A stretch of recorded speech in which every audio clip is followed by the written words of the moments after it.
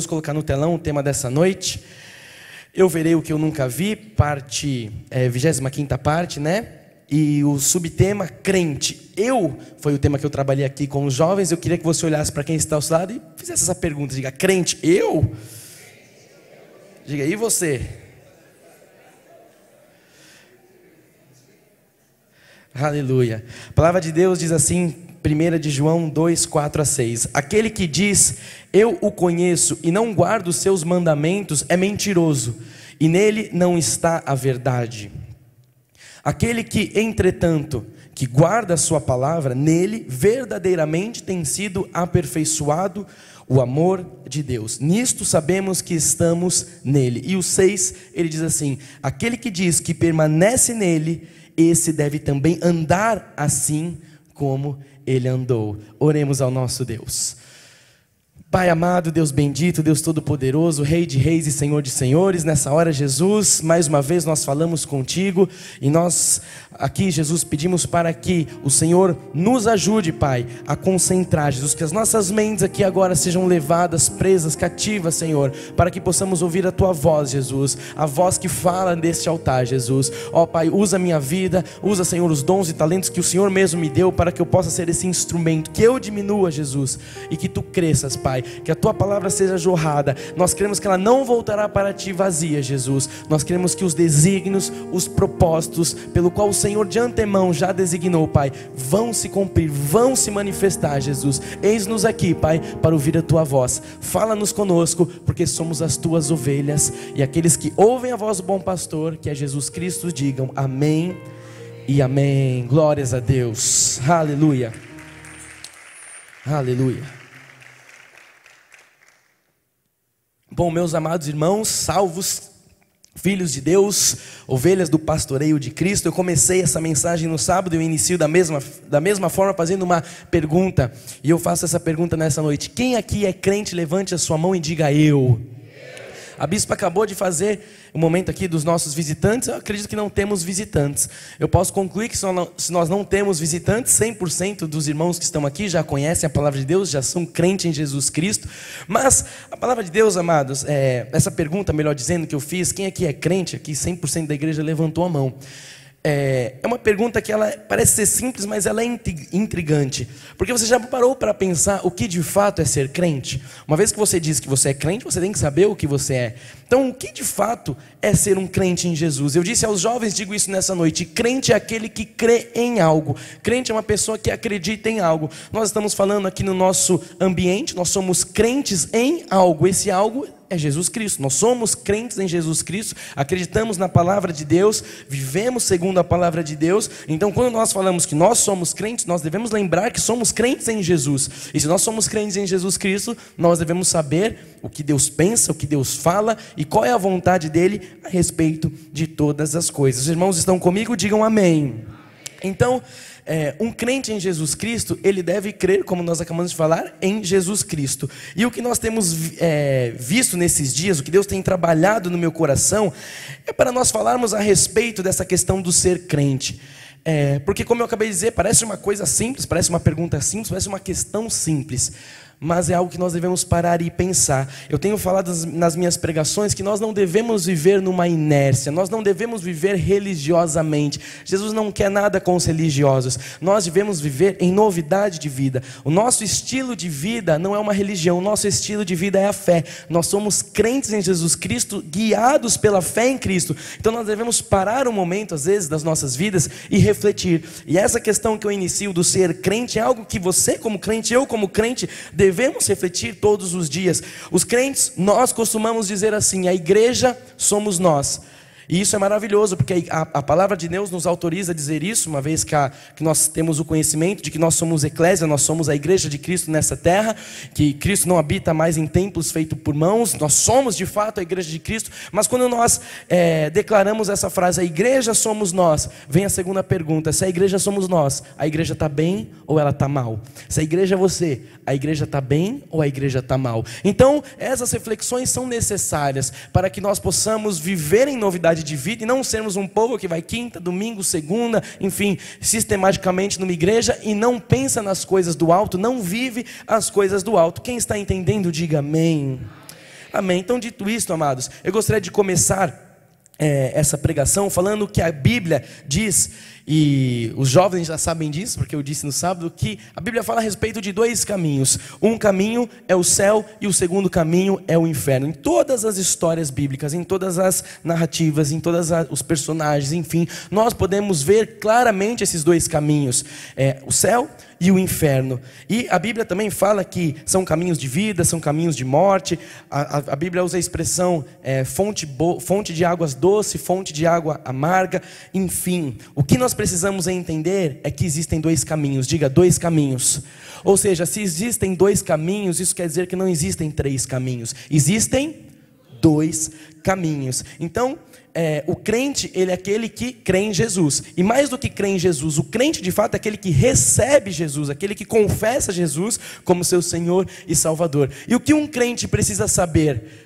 Que se ele é crente, se ele recebeu Jesus, ele tem um caminho, ele precisa saber qual é o destino dele. Dentre esses dois caminhos, o nosso caminho é o primeiro. Se você crê nisso, diga amém.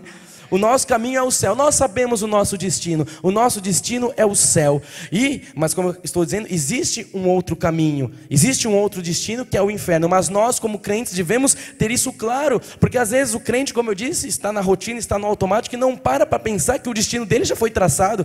Nós temos a revelação da graça e sabemos, não é, bispo? Que de lá ninguém pode nos tirar. Nós temos o nosso caminho, o nosso destino. A vida eterna nos espera. Viver é bom, mas viver eternamente é melhor ainda. E nós temos isso para o resto das nossas vidas. Então nós precisamos lembrar disso, trazer à nossa mente o que nos dá esperança, entender que não há um terceiro caminho e que o nosso caminho não é o segundo, o nosso caminho é o primeiro. Olha o que diz a palavra de Deus em Apocalipse 20:10, diz assim: o diabo, o sedutor deles, foi lançado para dentro do lago de fogo e enxofre, onde já se encontram não só a besta, como também o falso profeta, e serão atormentados de dia e de noite pelos séculos dos séculos. Olha o destino do caminho 2, olha o destino daqueles que estão no caminho do inferno, aqueles que diz a palavra destinados para a perdição. É assim que a palavra de Deus fala, nós fomos predestinados por Deus para a salvação, e diga glória a Deus por isso, porque o seu destino está pronto. Mas há um outro caminho que a palavra de Deus diz que são os destinados. O Senhor, por soberania, destinou alguns para a perdição. E aqui nós vemos o destino dele, nós vemos a sentença deles: um lago de fogo e de enxofre, onde a besta está lá, onde, enfim, serão atormentados dia e noite. Agora em João 3,33 diz assim: por isso, quem crê no Filho, quem aqui crê no Filho, diga bem forte, amém. Glória a Deus, quem crê no Filho tem a vida eterna. E o que todavia se mantém rebelde contra o Filho não verá a vida, mas sobre ele permanece a ira de Deus. Ou seja, mais uma vez aqui nós vemos claramente os dois caminhos. Aquele que crê no Filho tem a vida eterna, mas aquele que é rebelde, aquele que se mantém rebelde contra o Filho não verá a vida eterna. Os dois caminhos estão sendo narrados aqui mais uma vez. Então, nesse início de mensagem eu queria falar a respeito desses dois caminhos. E a palavra de Deus diz que nós somos novas criaturas. A palavra de Deus diz que as coisas velhas já passaram, eis que tudo se fez novo. Para quem? Para aqueles que tiveram encontro com Cristo, aqueles que já passaram pelo novo nascimento. Então as coisas velhas já passaram na sua vida. E uma vez que você se diz um crente em Jesus Cristo, você precisa ser reconhecido como um crente. Aí eu pergunto, como nós reconhecemos um crente em Jesus Cristo? Diga, pelos frutos.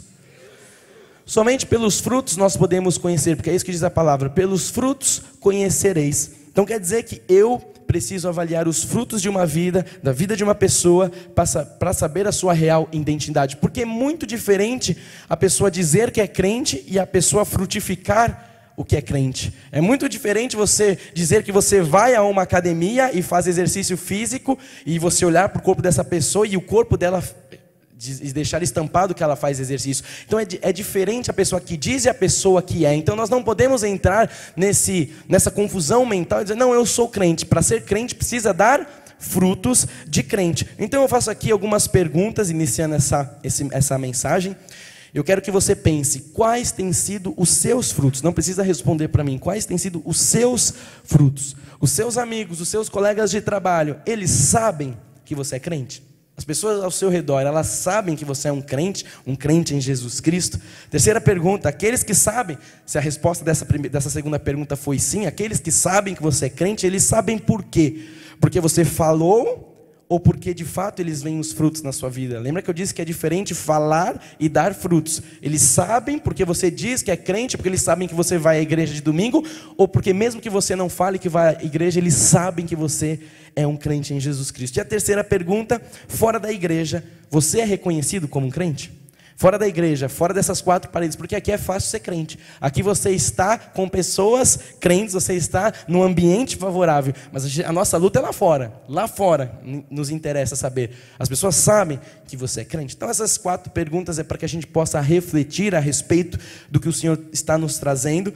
E eu quero que os irmãos entendam que Deus está dizendo que chegou um tempo que não dá mais para ter uma vida dupla, não dá mais para um crente viver com um pé no caminho 1 e um pé no caminho 2, não dá, amados, não dá, porque você tem um destino, e quem está no outro caminho tem outro destino. Então nós, como crentes em Jesus, devemos ter isso claro, devemos saber qual é o nosso propósito, qual é o nosso caminho, qual é a nossa direção, e vivermos de fato nessa direção, não tentar ficar andando no outro caminho. E infelizmente, a gente ainda vê muitas pessoas, eu disse jovens no sábado, mas hoje eu vou abranger isso, porque nós vemos sim muitos adultos que têm tempo de igreja, que a gente sabe que hoje não significa nada tempo de igreja, mas pessoas que estão talvez uma vida, mais de anos na igreja, e que ainda não entenderam que tem só um caminho a ser seguido, ainda tem uma vida com um pé lá e um pé cá. Olha o que diz no primeiro livro de Reis 18, 21, The First Book of Kings. Aprendi isso na aula de inglês, terça-feira, com a minha professora Gabi.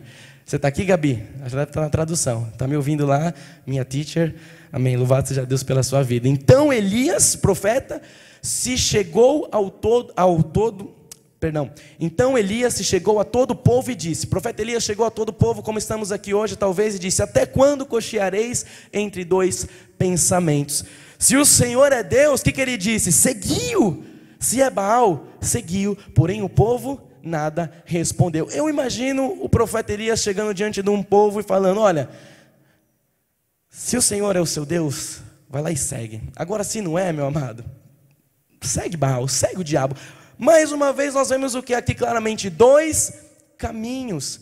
Ou seja, não há um terceiro caminho. Ele diz, se o Senhor é o seu Deus, segue. Agora se é o demônio, se é o inferno, se o seu destino é aquele, também segue.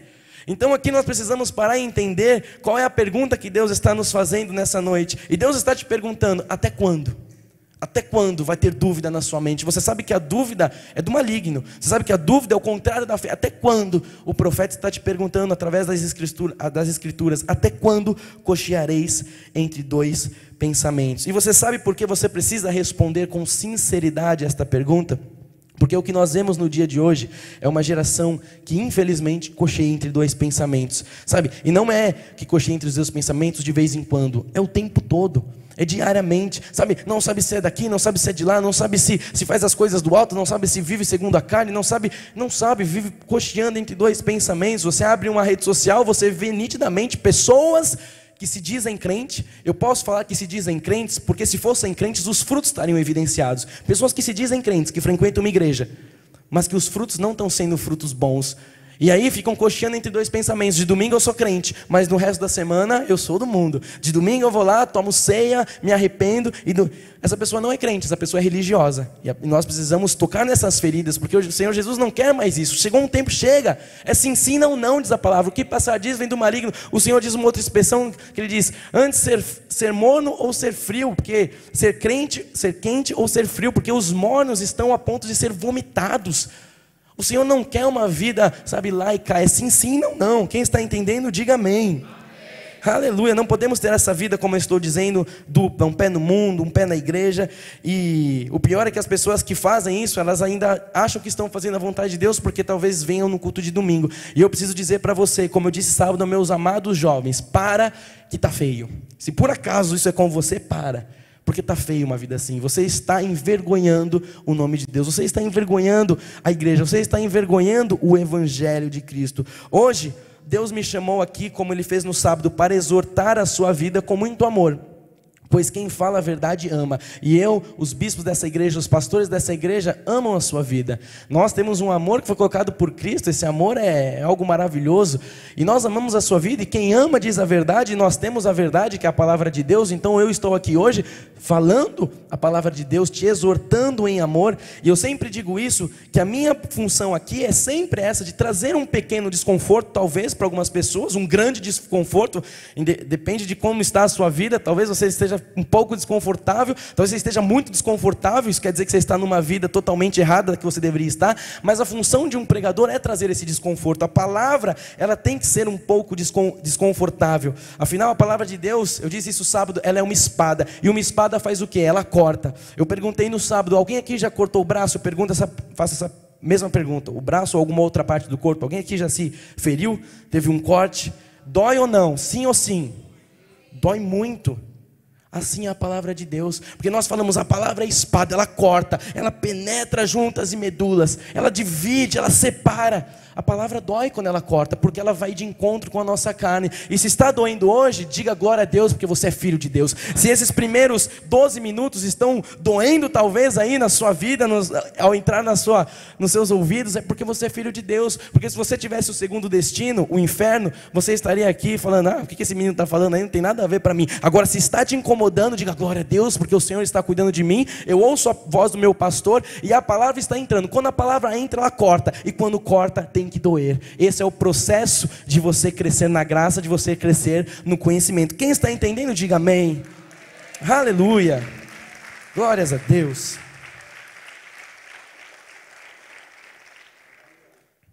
Então vamos nesses próximos minutos. Eu vou te ensinar a primeira lição de hoje. Como você pode entender a voz de Deus e diferenciar um crente espiritual e um crente que não é espiritual. Logo mais, antes disso eu quero ver o que está com você em Romanos 12:2, que eu sempre digo que eu amo essa palavra, super atual, e diz assim o apóstolo Paulo aos Romanos: e não vos conformeis com este século, mas o que? Transformai-vos pela renovação da vossa mente, para que experimenteis qual seja a boa, qual seja a agradável, qual seja a perfeita vontade de Deus. Amados, por que eu amo tanto esse versículo? Porque ele é super atual, e nós podemos ver o quão poderosa é a palavra de Deus, o quão atual é a Escritura. Isso aqui foi escrito no tempo de Paulo, e ele já dizia, não vos conformeis com este século. Nós estamos aqui séculos depois, anos depois, e a palavra de Deus continua sendo a mesma, continua sendo real, continua sendo atual. O Senhor diz, que o mundo vai passar, as coisas vão passar, mas a palavra dele jamais passará, os ensinamentos, ele jamais muda. E nós podemos bater no peito e dizer, não vos conformeis com este século. Se você quer experimentar a boa, perfeita e agradável vontade de Deus, a condição é não se conformar com este século. Mas aquele crente que vive com um pé lá, com um pé cá, ele está se conformando com este século. E não pense esse homem que vai receber coisa do Senhor. Diz a palavra que é um homem de ânimo dobre, inconstante nos seus caminhos, que é levado a todo vento de doutrina. Não seja desses. Renove a sua mente nessa noite, renove os seus pensamentos, não se conforme com este século, e aí sim você pode pedir, Senhor, agora eu quero experimentar a sua boa, perfeita e agradável vontade. Então, para dar sequência, eu quero perguntar para você, porque eu disse que nós não podemos ser teóricos, nós não podemos ser crentes que sentam, que escutam uma mensagem, que volta para casa e vai correr para ver o debate. Calma que vai dar tempo, eu vou correr. Você vai ver lá o debate, você vai ver a live do outro, vai dar tempo. Mas você está aqui agora, você tem que ouvir a voz de Deus, que essa é a coisa mais importante que você possa ouvir nesse dia. E eu quero refletir, eu quero que a gente possa juntos, através da revelação da palavra, refletir no que o Senhor está nos dizendo. A Bíblia diz que nós não podemos nos conformar com este século, nós não podemos nos conformar com criminalidade, nós não podemos nos conformar com as coisas desse mundo, com drogas, com corrupção, com a maldade, com a pobreza. Isso são coisas que nós vemos: miséria, dor, violência, desamor, promiscuidade. Certo, amados? Não vamos nos conformar com isso, amém? Mas há também algumas outras coisas, que nós também não podemos nos conformar. Nós também não podemos nos conformar com a homossexualidade, diga amém. Nós não podemos nos conformar com a homossexualidade, diga amém. Eu falei 2 vezes porque apareceu 2 vezes, eu errei aqui, pus 2 vezes, então o Senhor quer reforçar. Nós não podemos nos conformar com o aborto, diga amém. Nós não podemos nos conformar com a liberação das drogas, diga amém. Nós não podemos nos conformar, sabe com o quê? Com a ideologia de gênero, diga amém. Nós não podemos nos conformar, jovens, sabe com o quê? Com o sexo antes do casamento, diga amém. Ué, nós não podemos nos conformar com esse mundo que jaz no maligno, diga amém. Então, essas são coisas que nós temos que parar, refletir e ser bíblicos. Não vos conformeis com este século. O que está esse século? Quais são as maldades desse século? Não podemos concordar com isso. E eu já falei de alguns temas polêmicos, e nessa hora eu vou aprofundar um pouco mais nessa segunda parte da mensagem, porque há questões que estão em alta. O seu celular, eu tenho certeza que ele virou algo, nessas últimas 2 semanas, quase um palanque de eleições, o seu celular. Eu tenho certeza que se eu abrir o seu WhatsApp aí, no mínimo a última conversa que você tem num grupo vai ter ali alguma coisa de política. Eu tenho certeza disso. Sim ou sim? Ah tá, achei que era só o meu. Não. Nós estamos vivendo isso, é natural, afinal de contas, domingo nós temos uma eleição, então isso está fervendo. E eu costumo dizer isso, que o bom pregador, ele prega como? Com o jornal numa mão e com a Bíblia na outra. A igreja tem que se posicionar a respeito das coisas atuais. Nós não podemos ficar dentro dos nossos muros aqui falando, não vamos tocar nesse assunto, não vamos falar sobre isso. Por muito tempo era dito isso, né? Que a igreja não tinha que se meter com política. Nós ouvimos muito tempo isso, né? A igreja fez o quê? Os grandes ministérios se fecharam dentro dos seus muros, ficaram ali com os seus problemas, com os seus dilemas, pregando, enfim, o evangelho. E não vamos nos preocupar com política. Por isso que o mundo está desse jeito. Porque a igreja é a última reserva moral deste mundo. Se a igreja é calada, amados, a voz de Deus é calada no mundo. O que nós estamos entendendo da parte de Deus, nós, Igreja Cristo Vive, Missão Apostólica da Graça de Deus, e os grandes ministérios, quando eu falo grandes ministérios sérios, igrejas de Cristo, não a meretriz, não o que se diz igreja, os grandes líderes, os grandes pregadores de Deus, entenderam que chegou a hora da igreja se posicionar a respeito da política. E nós estamos aqui para tocar nesse assunto. Amém. Com muita paz no coração. Quantos aqui viram o vídeo do bispo que nós lançamos essa semana? Amados, às vezes eu falo umas palavras e o pessoal, eu falo muito rápido. Eu já expliquei isso, eu vou deixar claro aqui. Eu fui alfabetizado no aramaico, no hebraico. Então, quando eu falo, às vezes confunde, vem assim lá do grego, sabe? Eu sou poliglota, agora estou fazendo inglês, são muitas línguas. Então, às vezes, eu me confundo nos idiomas, tá? Eu falei aqui no Congresso dos Homens, uma salva de Deus, uma salva de Deus. E os meninos ficam me alugando, olha lá, Patrick, Betão, uma salva de Deus. É que vocês não sabem, no aramaico, no grego, nessas coisas, eles tiram às vezes o substantivo, tiram o verbo, e é pelo Espírito, é que eu falo muitas línguas, entendeu? Eu queria dizer que quem viu aqui o vídeo do Bispo Rai que nós lançamos nas redes sociais, se você não viu, siga lá o Instagram, o Facebook, Igreja Cristo Vive SP, @CristoViveSP.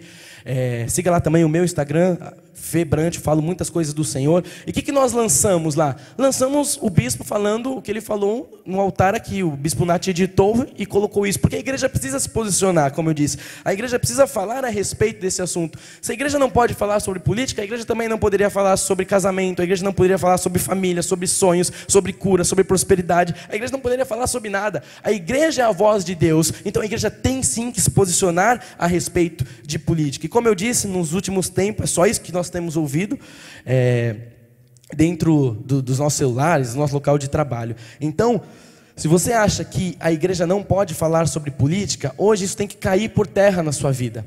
O problema, sabe qual é? Que as pessoas confundem fazer campanha política com falar a respeito de política. A igreja não pode fazer campanha política, isso não. Mas a igreja pode falar a respeito de política, porque nós precisamos entender a voz de Deus. E aqui ninguém vai fazer campanha política. Nós não fizemos isso nesses 24 anos, não vamos fazer, não. Vamos colocar alguém nesse altar e falar, vote? Não vamos fazer isso, não vamos fazer campanha. Mas nós vamos falar o que a Bíblia diz a respeito dessa geração corrupta e perversa. O que nós vemos no dia de hoje é uma verdadeira guerra entre as pessoas defendendo um partido, sim ou sim. As pessoas, virou uma guerra, as pessoas defendem A, outras defendem B, enfim, está uma verdadeira guerra política, e às vezes a pessoa não defende nenhum partido, defende um candidato. E o que eu acho interessante, o que eu vejo interessante, não é o ímpio, porque o ímpio, amado, a gente não tem nada com ele já está destinado lá para o caminho dele, como eu falei. Mas o interessante é nós vemos crentes em Jesus Cristo, nós vemos pessoas salvas, sabe, que batem no peito lá, que falam, não, eu sou crente, debatendo alguns assuntos, assuntos. E o que eu disse que é interessante é quando você vê um crente debatendo com outro crente, dizendo assim, eu acho isso. Aí vai o outro e fala, não, eu acho aquilo outro, eu acho isso, eu acho aquilo, a minha visão é essa, a minha forma de pensar é essa. E eu falei que eu ia te ensinar a identificar um crente espiritual. Se você quer hoje aprender a identificar um crente, se ele é espiritual, se ele tem conhecimento, se ele é cortado com Deus, se ele tem maturidade, se ele tem temor de Deus, um crente que diz, eu acho, como argumento de alguma coisa, para dizer um discurso, esse crente não conhece Deus, porque a palavra de Deus diz que já não mais eu vivo, mas Cristo vive em mim. Se um crente vai debater algo dizendo o que ele acha, não interessa. Pode aplaudir com força, eu espero. Vamos lá. A Deus toda a honra.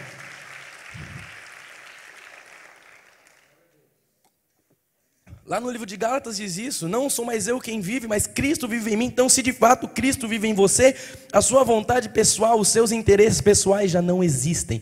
Então, se você é um crente, nunca diga eu acho. Ore, vá à palavra e diga, eu posso achar isso, mas vamos ver o que Deus diz, vamos ver qual é a vontade de Deus, vamos ver qual é, porque não adianta o que eu acho. Eu acho uma coisa, eu acho que o São Paulo é o melhor time do mundo, o bispo acha que é o Santos, a gente vai ficar debatendo, eu acho que é o São Paulo, eu acho que é o Santos. Estou fazendo um paralelo aqui, a gente sabe que é o São Paulo, mas eu estou fazendo um paralelo para os irmãos entenderem que não é a minha vontade, não é a sua vontade, mas é a vontade de Deus que importa. Então quando você vê um crente lá no Facebook, eu falo, você não acha nada, filho, ou se você acha, você não nasceu de novo, porque se Cristo de fato é o seu Deus, se Cristo de fato é aquele que reina na sua vida, você não mais tem vontade. A sua vontade, como é que você fala, bispa? Couves?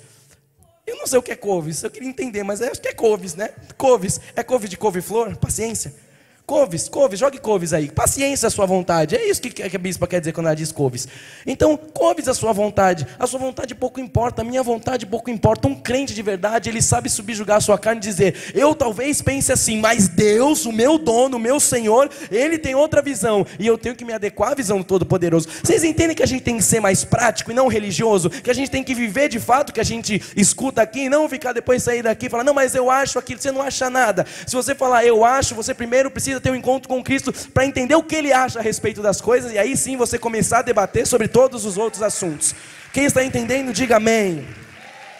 Dando sequência nisso, eu quero que você lembre comigo a oração do Pai Nosso, porque tem crente que quer debater política antes de saber a oração principal que Jesus nos ensinou. Então, antes de você debater política, aprenda a orar o Pai Nosso. Vamos junto, vou te lembrar isso nessa noite. Diz assim em Mateus 6, do 9 ao 13. Portanto, vós oreis assim. Orareis, amém. É o aramaico que eu disse, o hebraico. Também leio às vezes. Vamos orar assim, de acordo com a palavra de Deus. Pai nosso que estás no céu, santificado seja o teu nome. Próximo. Venha o teu reino, faça-se a tua... Não, vai com gosto. Faça-se a tua...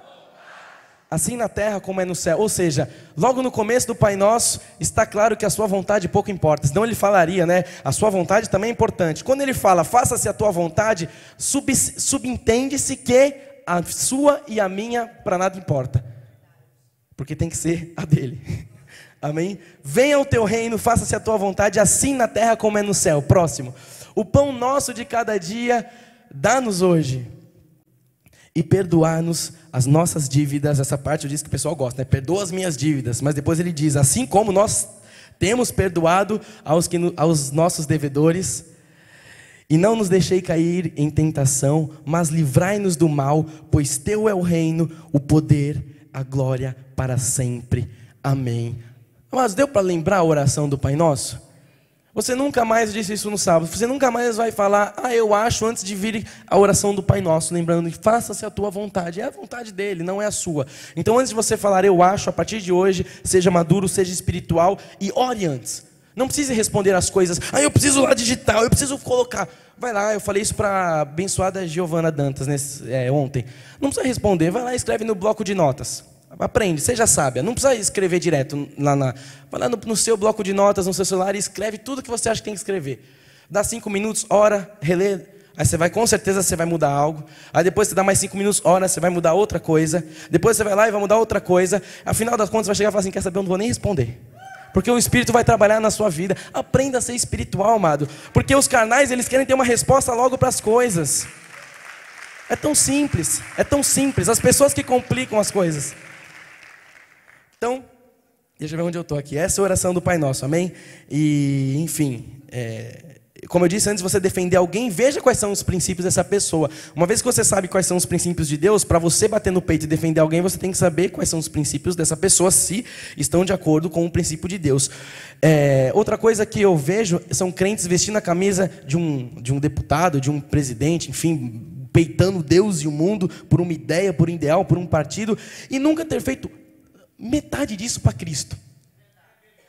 A gente vê nesse tempo crente mudando foto de rede social, crente mudando foto de WhatsApp, crente com isso, com aquilo, colando, tatuando o nome do homem, fazendo... Mas ir para Cristo, eu falo, não, é aquele crente 007 que eu diz assim, que é o agente secreto, ninguém sabe que ele é crente, mas chega na eleição, ele veste a camisa de um partido e fala, não, mas nós vamos mudar o... E por Cristo que deu a vida por você, que você não faz metade disso? Então, mas a gente precisa refletir, né? Porque se nós somos de fato crentes, quem levantou a mão no começo do culto? Agora alguns já estão colocando no bolso, falando, peraí, eu levantei, mas eu não sabia que era assim. Ué, se você é crente, você precisa entender o que Deus diz antes de sair aí, lutando causas e pessoas, enfim. Nós temos que fazer isso por Cristo, porque foi Ele que deu a vida por nós, amém? Então, fechando essa questão de política, eu costumo contar uma história, eu contei aqui no sábado, e eles ficaram um pouco chocados. Eu contei uma história de uma menina que chega para o pastor, e ela fala assim, pastor, eu vou me casar. Eu conheci um homem maravilhoso, ele é bonito, ele é forte, ele é estudado, ele é... Eu não vou falar a palavra que eu falei aqui, porque nós estamos aqui, né? Eu falei que ele era gostoso, mas ele é gostoso, enfim, a menina chega e fala, pastor, eu vou casar com ele, é um homem, sabe, tem uma aparência maravilhosa, parece até o bispo Fernando, ele é maravilhoso. A minha esposa disse sim, amém, lá da minha casa. Só que ele só tem um defeito, pastor. Aí o pastor fala, qual é o defeito? Ele espanca a própria mãe. Guarde essa história aí na sua mente, no seu coração. Amados, quando Hitler se tornou o chanceler da Alemanha em 1933, você conhece a história da Alemanha, você estudou, você sabe como é que é. O índice de desemprego batia a casa dos 30%, ou seja, a Alemanha estava na pior crise da sua história. O índice de desemprego era de 30%. Quando Hitler foi eleito chanceler da Alemanha em 1933, 2 anos depois, ele praticamente acabou com o desemprego. Ele foi um fenômeno econômico. Em 2 anos, ele acabou com os 30%, ele, enfim, restaurou a economia da Alemanha, mas mesmo assim, alguém que se preze jamais votaria em Hitler. Mesmo ele tendo sido um fenômeno econômico, alguém que se preze jamais votaria no Hitler, porque não há crescimento econômico que justifique 1 milhão de crianças, 2 milhões de mulheres, 3 milhões de homens judeus mortos, além dos 5 milhões que não eram judeus, como eu disse, o povo eslavo, que são esquecidos no massacre. Não há crescimento econômico que justifique essa barbaridade, toda essa malignidade.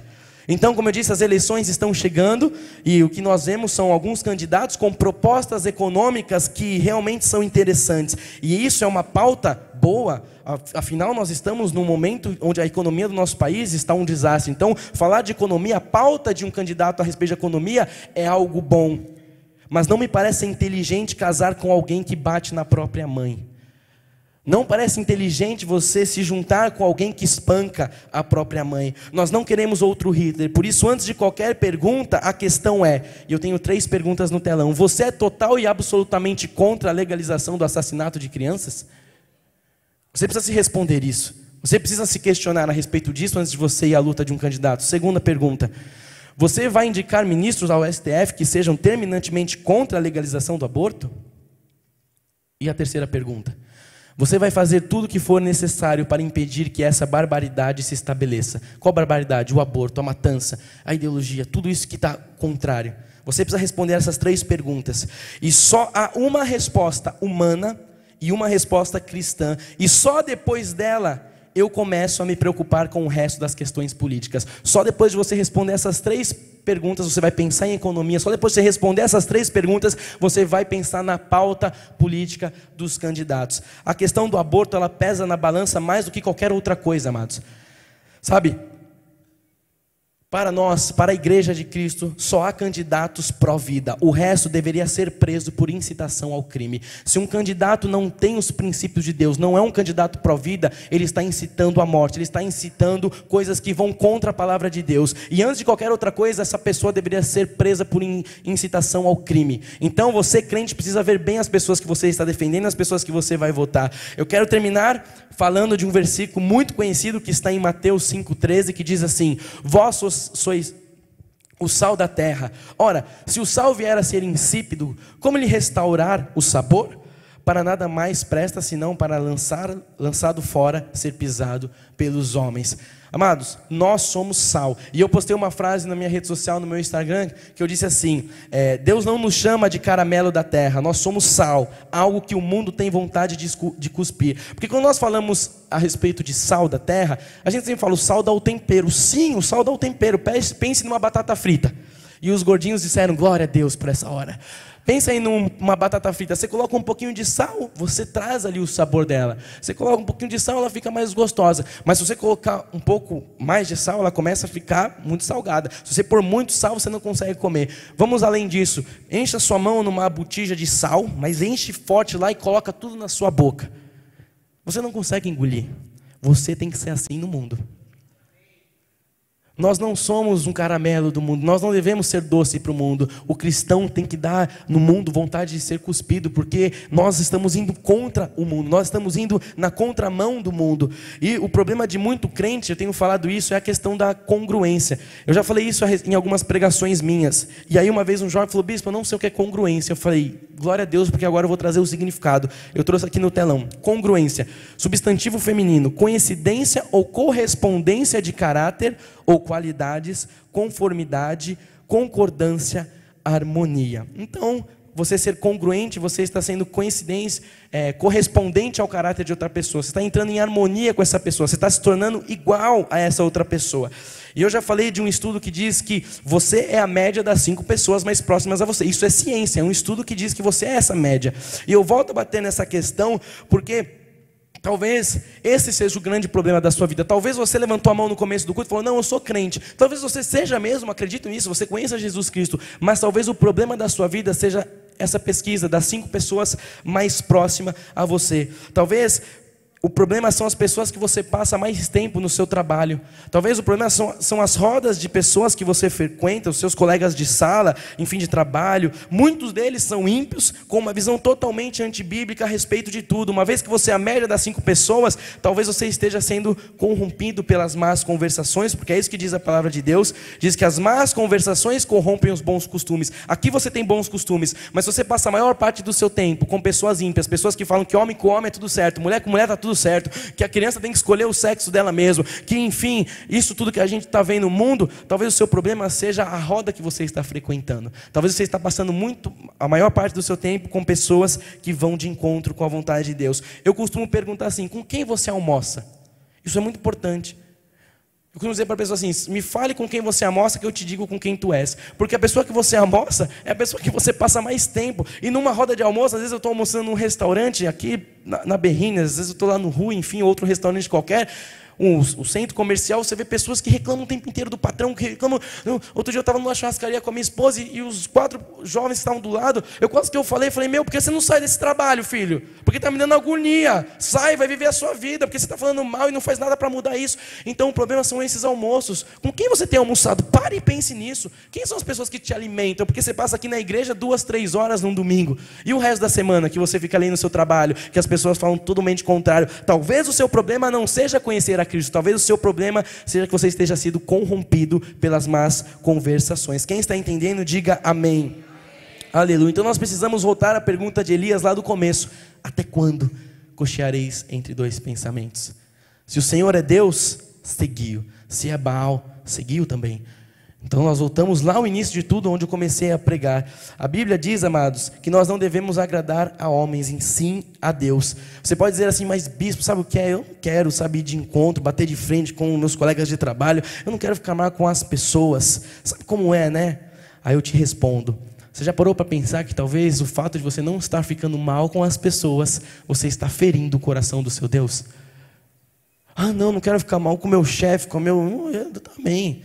Você está ali agradando a homens, mas talvez você esteja entristecendo o coração de Deus. A palavra do Senhor diz em Mateus 16, 18: também eu te digo que tu és Pedro, e sobre esta pedra edificarei a minha igreja, e as portas do inferno não prevalecerão contra ela. Eu gosto de explicar esse versículo porque a tendência que nós temos é pensar que o inferno está vindo. As portas do inferno não vão prevalecer contra a igreja. Pare e pense: o inferno está com suas portas, e as portas do inferno não vão prevalecer contra a igreja. Nós estamos avançando em direção ao inferno. Ou seja, uma vez que você diz: eu não quero ficar mal com ele, você não está sendo crente. Porque um crente, a igreja de Cristo, tem que ir de encontro com o inferno. Você tem que causar aquele vômito, você tem que ser esse sal. Nós estamos indo em direção ao inferno, e as portas do inferno não vão prevalecer contra a igreja. Ou seja, nós temos que nos posicionar, porque nós somos a verdade, nós somos a voz de Deus para essa nação. Então pare de querer agradar um ou outro e comece a agradar a Deus, e comece a fazer a vontade de Deus. E talvez o céu esteja de bronze sobre a tua cabeça, porque você está muito ocupado em não querer ficar mal com a sua galera, com o seu local de trabalho, e por isso Deus esteja travando grandes coisas na sua vida. Minha oração nessa noite foi a mesma do sábado, vai ser para que você seja um crente autêntico, alguém que não tem medo de lutar pela causa do evangelho. Afinal, a Bíblia te chama de carta escrita do Deus vivo. Está lá em 2 Coríntios 3:3, diz assim: estando já manifestados como carta de Cristo, produzida pelo nosso ministério, escrita não com tinta, mas pelo Espírito do Deus vivente, não em tábuas de pedra, mas em tábuas de carne, isto é, nos corações. Esse é você. E no 5 ele diz assim, próximo: não que por nós mesmos sejamos capazes de pensar alguma coisa, como se partisse de nós, pelo contrário, a nossa suficiência vem de Deus. Olha aqui a coerência. Não que por nós mesmos sejamos capazes de pensar o seu eu, Coves. Não é o que você pensa a respeito de você, não é o que você pensa das coisas, não é a sua ótica. Não que sejamos capazes de pensar alguma coisa como se partisse de nós, mas pelo contrário, a nossa suficiência vem de quem, igreja? Diga, vem de Deus. Ora, Deus está falando com você, diga amém. Enquanto o Bispo Nath sobe aqui para nós encerrarmos, eu quero que você entenda que Deus te chamou a ser dessa forma. 2 Coríntios 5:20 diz assim a palavra de Deus: de sorte que somos embaixadores em nome de Cristo, como se Deus exortasse por nosso intermédio. Amados, você foi chamado como embaixador de Cristo. Diga, eu sou o embaixador de Cristo. E ele continua dizendo: em nome de Cristo, pois rogamos que vos reconcilieis com Deus. Esse tem que ser o nosso objetivo, esse tem que ser o nosso alvo. Nós somos embaixadores de Cristo, não de um partido político. Nós devemos ver o que Deus diz na sua palavra, e nós devemos levantar a bandeira de Cristo. Nós devemos levantar a bandeira da verdade. Nós devemos ser sal da terra, devemos ser luz nesse mundo. Eu terminei com uma tela no sábado que diz para os jovens, e eu quero terminar com essa mesma frase. Onde está jovem, você pode colocar pessoas. Diz assim: a igreja não precisa de pastores especiais que falem a língua dos jovens. A igreja precisa de jovens que falem a língua do evangelho. A igreja não precisa de pessoas que, de pastores que falam a língua de pessoas. A igreja precisa de pessoas que falem a língua de Cristo. A igreja precisa de pessoas que preguem a Cristo. Você precisa entender que o seu chamado é falar de Cristo. Não é só meu, não é só de um pastor, não é só de um bispo, porque Jesus disse: ide e pregai o evangelho a toda criatura. Isso é para você. Se você não está fazendo isso, Deus está parando tudo na sua vida e falando: e aí, filhão? A sua verdadeira identidade está em mim. Afinal de contas, você é um cidadão do céu. Você não é um cidadão da terra. Nós estamos nesse mundo, mas não pertencemos a esse mundo. A nossa verdadeira identidade está em Cristo Jesus, porque somos carta escrita, somos embaixadores de Cristo. E você, a partir de hoje, vai começar a ver as coisas de fato como Deus pensa, a começar a responder como Deus responderia, a começar a orar para ter a vontade e a voz de Deus clara na sua vida.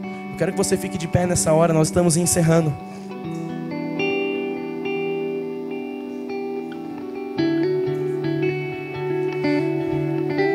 Nós vamos orar agora e nós vamos cantar um louvor que ele diz exatamente o que nós lemos, a oração do Pai Nosso. Diz: Pai nosso que estás no céu, santificado seja o teu nome. Nós vamos cantar isso: seja feita a tua vontade. Não adianta cantar aqui e depois chegar lá fora e falar: não, mas eu acho. Acabou, eu acho. A partir de hoje você sai daqui para falar: Deus acha. E Deus não acha, Deus diz, porque Deus não tem opinião, Deus tem mandamento. A voz de Deus é no imperativo, Ele dá ordem. Esse é o nosso Deus. Deus tem uma resposta a respeito de tudo. E nós, como embaixadores de Cristo, vamos viver a vontade dEle. Feche os seus olhos e diga: Pai amado e Deus bendito.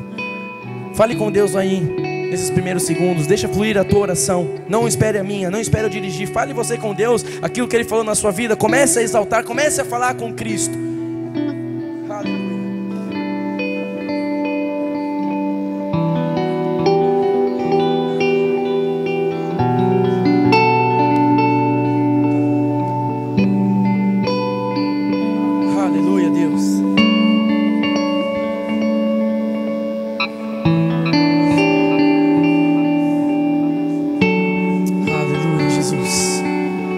Senhor, a tua palavra foi pregada, Deus. Ela não volta para ti vazia, Jesus. Ela cumpre os desígnios, ela cumpre os propósitos, Jesus. Senhor, nós podemos ouvir nítida a tua voz nessa noite, Jesus. E a nossa oração agora é que isso seja de fato vivido por nós. Se nós somos crentes, como nós começamos o culto levantando as nossas mãos, dizendo sim, nós devemos agir como tal. Nós devemos nos posicionar, nós devemos, Pai, ver o que o Senhor pensa, qual é a sua direção, Jesus, a respeito de todos os assuntos, na nossa família, Deus, no nosso trabalho, na nossa vida profissional, ó Senhor, no nosso relacionamento, Jesus, nos negócios, Pai, mas também a sua visão, Deus, a respeito da nossa nação. A tua palavra diz: pede que eu te darei as nações. Nós estamos, Pai, nesses últimos tempos pedindo o Brasil, Jesus. Estamos pedindo, Pai, os governantes, os deputados, Pai, os senadores, Pai, a presidência da república. Nós estamos pedindo, não para nós, mas para ti, Jesus. Que seja a tua vontade, Deus. Que seja a tua vontade, Jesus. Que ela seja feita aqui na terra como ela é no céu, Jesus. Mas para ela ser feita aqui na terra, Jesus, a tua igreja, Pai, a igreja que se chama pelo teu nome, Pai, deve ter posição, deve ter autoridade, a autoridade de Cristo, Pai. Não ter medo, não fazer média com as pessoas, Jesus, mas levantar a tua bandeira, levantar os teus princípios, levantar, Jesus, a tua voz. Por isso nós cantamos: Pai nosso no céu. Cante isso com a tua boca. Santo é o teu reino. Ama, cante tua vontade. Aonde? Na terra como é no céu. Se renda a Ele, deixa Deus. Na terra como é no céu, deixa o céu descer. Essa é a nossa oração, Jesus. Essa é a nossa oração, Pai, nessa noite. Deixa o céu descer em nosso meio, Jesus. Aleluia. E Pai nosso, diga santo, santo é o teu reino.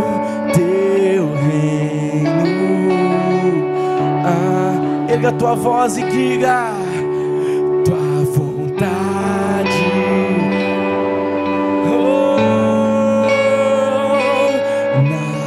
Terra como é no céu, e deixa o céu descer na terra como é no céu, deixa o céu descer. E deixa o céu descer. E deixa o céu descer. Levante suas mãos e peça isso nessa hora. Deixa o céu.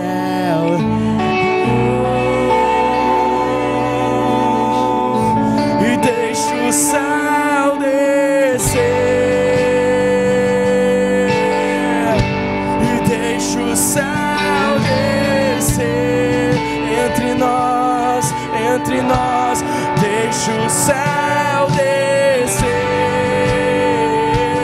Deus, e deixa o céu entre nós, Senhor, deixa o céu, e deixa o céu descer, deixa Deus, e deixa o céu descer, deixa o céu, deixa o céu descer,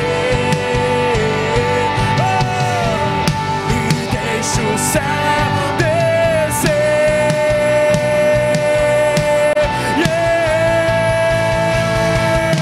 E teu é o reino, teu é o poder, e tua é a glória para sempre, oh.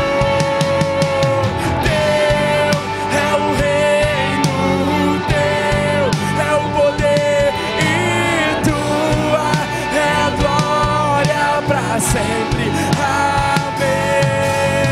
Teu é o reino, teu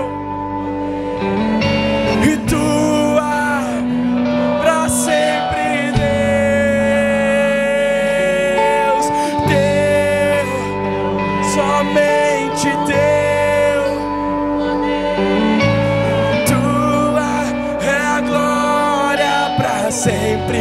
Diga teu, e teu é o reino, somente dele, oh, e tua é a glória. Enche a tua boca, você que é filho de Deus, e cante, e teu é o reino, teu é o poder, e tua é a glória pra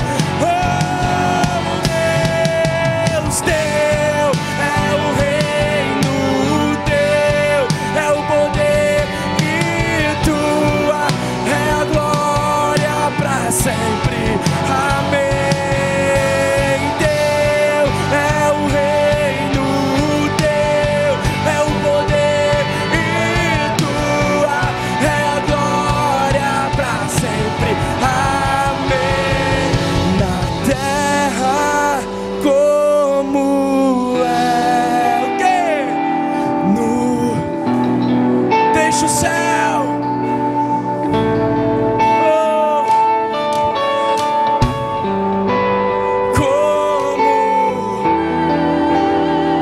Deus, essa é a nossa oração, Jesus. Oh, descer na terra como é no céu, deixa o céu descer na terra como é no céu. Deixa o céu descer. Aplauda Ele com toda a sua força. Libere um brado de vitória. Aquele que é poderoso, aquele que tem uma vontade perfeita, aquele que tem uma visão clara, aquele que é digno, aquele que é o alfa, aquele que é o homem, aquele que é o princípio, aquele que é Deus acima de tudo, acima de todos, aquele que é rei. Aleluia. Aleluia. Enquanto os bispos sobem aqui, olhe quem está ao seu lado e diga: a partir de hoje, não é mais você, não é a tua vontade, não é o seu querer, é a vontade de Deus.